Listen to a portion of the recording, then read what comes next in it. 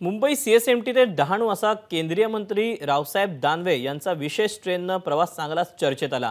प्रवासी संघटनांचं विरोधकांनी टीका केल्यानंतर दानवेंनी या संदर्भात स्पष्टीकरण दिलं। रेल्वेच्या समस्या जाणून घेण्यासाठी आपण प्रवास केला असल्याची प्रतिक्रिया रावसाहेब दानवे यांनी दिली।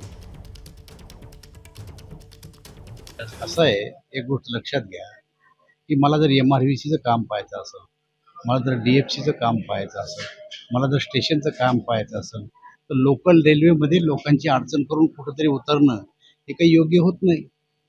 आणि म्हणून आमचे DRM, आमचे GM जेव्हा कधी अशा प्रकारची पाहणी करतात तेव्हा अशाच रेल्वेनं त्यांनाही जावं लागतं।